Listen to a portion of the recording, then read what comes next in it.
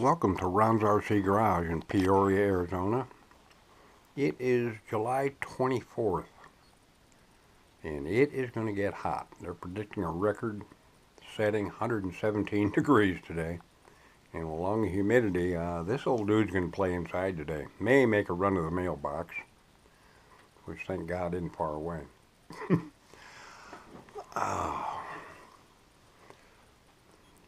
Pear Farm's been through a lot, and they seem to have it pretty well patched up. The people in charge got together and made the driver stand a mobile unit. Kind of reminds me of an old pop-up camp trailer. You tow it to the location you like, open the doors, open the window, and you're ready to go. Plug it into the generator. So I think it's slicker than snot on a doorknob. It's really working out well overall. On a weekly basis, we haven't been getting enough people to have a racing program.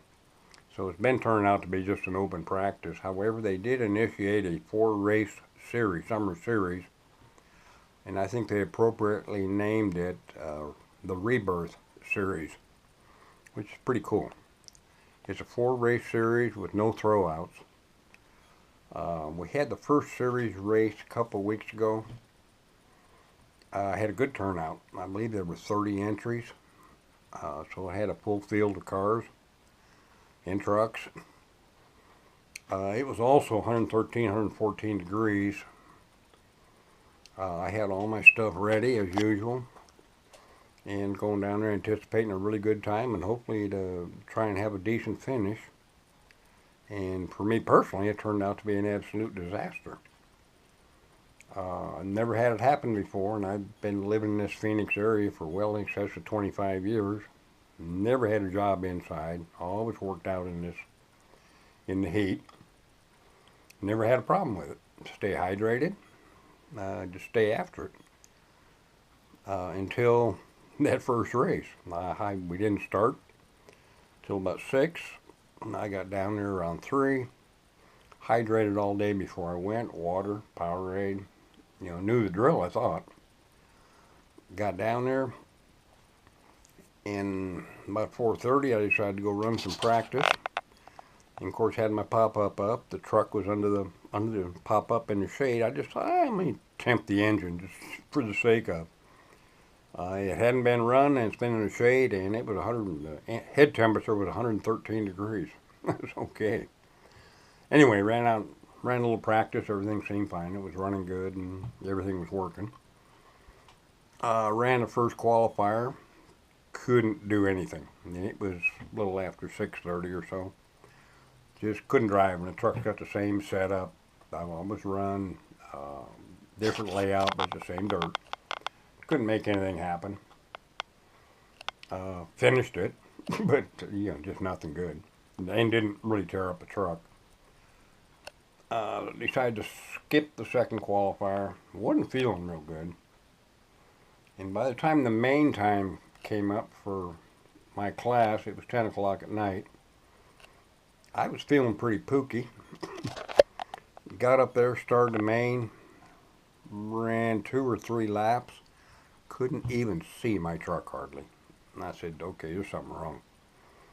So I just pulled into the pits and looked down at my pit guy and just shut it off. And he said, what's wrong? I said, I'm just overheated. I can't even see this thing. So I took it back and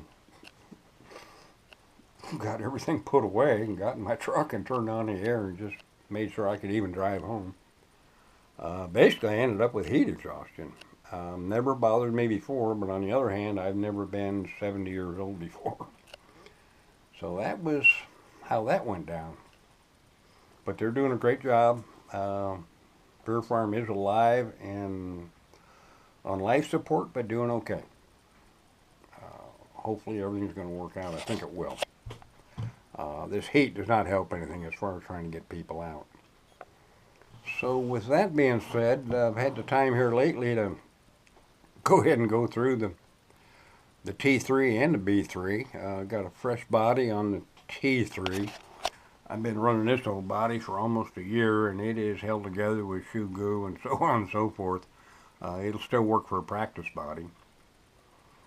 So I decided to go ahead and give both of them a really good service.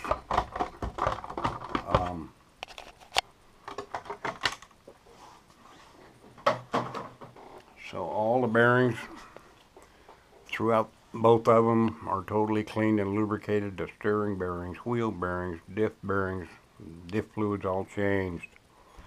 Timed out a few pieces. Put a new steering servo in it. The other one's good, but it's been in there forever and starting to quiver just a little bit. Timed out the radio battery. It's been in there for about 2 years. I put a new life battery in the radio. So that's something else that shouldn't give a problem. Never has. Put a new LiPo receiver battery in it. Again, the other one's been in there about a year. I have to modify the little carrier just a little bit because I do run a 2600 milliamp battery in there, and therefore I don't have to charge it all night. It hanging tough the whole night long. Put new lower arms on it, front and rear. None of them are broken. However, I've only run associated vehicles, so this I don't think is unique to them. But the arms tend to distort after you use them. If you look closely at this arm, from the sway bar downlink to the hinge pin location, that's supposed to be laser straight. And here's a new one. You can see the difference. And when I was measuring droop, that little bit of bend is 6 millimeters more droop. Just about had the shock extended. I do check it every week. Same with the rear arms. Where the sway bar downlink goes in to the hinge pin location, you will see that dipped up versus a new one, which again is laser straight. All four of them are like that. It takes a toll after a while. Also, the clutch shoes were pretty well worn, so I put a new set of hard aluminum shoes in it. Of course, new clutch bell bearings. Put new springs on it, front and rear. Just timed them out. The other ones have been in there for too long. And when it was all disassembled, free length, there was over a 1/4 inch difference of free length. I'll have to check these real close after I run them a little bit. They will settle somewhat. Certainly doesn't hurt to change them out. They don't cost that much. So things pretty fresh. Looking forward to things going a little better than the last time. Did the same thing to the little B3. Same service, everything. Got a fresh body on it. I don't run it very much anymore, but it is ready to go, and occasionally I like to take it out and do it. I just think the truck's more fun, a little more forgiving for an old guy like me. So that's kind of where we're at. I can't thank the younger people that are in charge at Fear Farm, Matt Triefenbach and Joe Lacey and Pete Norman and a lot of other people that have just really gone out and got after it. The extreme temperatures, they put in a new track layout that's a little more compact than the old one. Takes less people to marshal. It's not as technical, but it is wicked fast for the fast guys. And it's fun. It will be fun if I can ever get healthy enough to even see the thing and drive it, which I will. It's fine. And at, again, my age, I'm not complaining. It's, you know, it's all I can do to even marshal a race, and I wish I could had the horsepower and stuff to go out and help those guys do the physical stuff. I just can't do it anymore. And if it gets to the point where I feel I can't marshal a race after my race, then I will step away from this hobby. You know, if I can't do it all, I'm not going to do it. I'm not going to be one of those guys that bows out of marshaling because I just don't think it's right. At this point, I can still do it. Not the best at it, but you know, I hustle as hard as I can, and I marshal guys the way I want to be marshaled the best I can.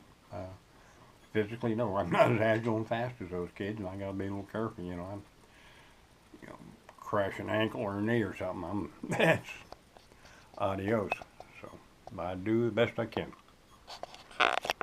With that being said, uh, all you guys and gals, don't hesitate to get out to Fair Farm, especially for the series race. Don, Daryl, several other ones. I know you all got other things to do, but it's going to be. I know you like doing this stuff, so let's dust them off, charge up the batteries, and let's come on out and have some fun. With that, thank you very much for all of you watching. Stay safe, stay cool, stay hydrated, and we will talk to you later.